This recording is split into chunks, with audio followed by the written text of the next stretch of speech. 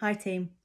Today we're going to be talking about ways that you can identify that your stress levels are too high through what is happening in your body. Normally when we think of stress indicators, we think of psychological or emotional issues, don't we? Things like a feeling of overwhelm or I don't know, not being able to concentrate for long periods of time or something. But actually the body and the mind are all enmeshed, and our body, far better than our mind sometimes, will tell us when our feelings of stress are too high and we need to make some changes. We know that certain levels of stress are actually helpful for us. It's called eustress, and it's basically used by the body and the brain to get us over the line. So if we're in competition with somebody else, or if we've got a project to finish, or there's some time pressure on, something like that, it gives us that extra motivation to push forward and finish whatever it is that we've set out to do. However, when the stress level gets more than our ability to manage it, or is greater than our resilience to stress, that then becomes a problem, and it pushes our body into a state of stress which was never designed to withstand. Long periods of stress just aren't natural for the body. We're supposed to be in a rest and digest state most of the time. Central nervous system is supposed to be balanced, and actually what a lot of us find is that we put ourselves in a state of stress and it just rolls on and builds and builds and stays and stays.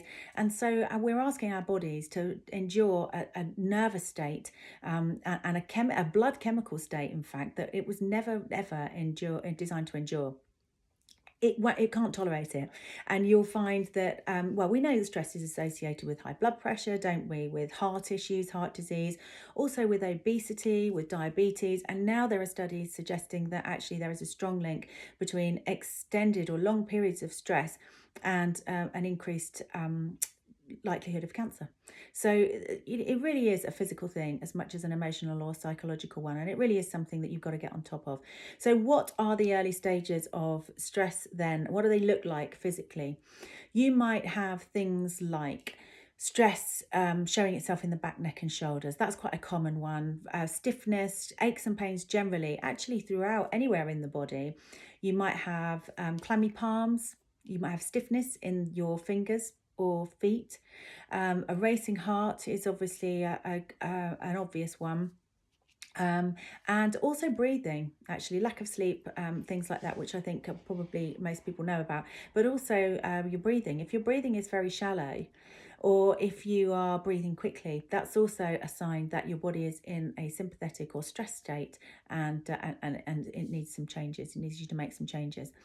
So what changes can you make then to improve your stress levels? Well, there's the usual things like going for a walk, perhaps some yoga, a little bit of gentle moderate exercise, eating better, sleeping better if you can, doing something like qigong or meditation, mindfulness, but also a breathing practice, which is a really simple thing that you can do whilst you're doing pretty much anything else, as long as you're doing a balancing breathing practice and not something to stimulate your heart rate or your nervous system, or to really slow the heart rate down, which obviously you should only do in a specific breathing practice, seated on the floor or lying down. If it's a balancing practice, you can do it anywhere. You can do it at your desk, you can do it walking down the road, you can do it whilst you're doing the weekly shop, literally anywhere. It's not going to do you any harm. The only thing that you do need to make sure of is that you can concentrate on what you're doing. So the quickest balancing breath is in through the nose for 4 and out through the nose for 4. And just repeat that 10 times. You would usually do 3 rounds.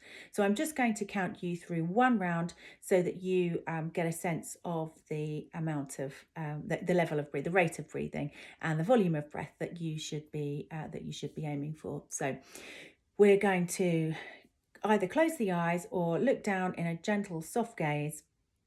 We're breathing in through the nose and also out through the nose. No mouth breathing here whatsoever, just using the nose to control the breath.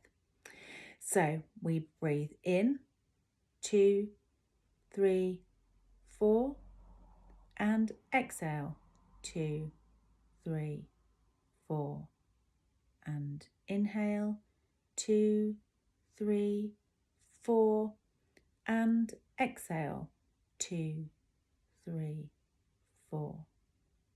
Inhale, 2, 3, 4. Exhale, 2, 3, 4. Inhale, 2, 3, 4. Exhale, 2, 3, 4. Inhale, 2, 3, 4. Exhale, 2, 3, 4. Inhale, 2, 3, 4. Exhale, 2, 3, 4. Those are your 10 breaths. Return your breathing to normal. Usually then after about 30 seconds to a minute, you go into a second round and then into a third. It's something that you can do anywhere, and hopefully it will restore your central nervous system to a balanced state, which, let's face it, I don't think anyone's going to argue with me, could never be a bad thing. Thanks for joining.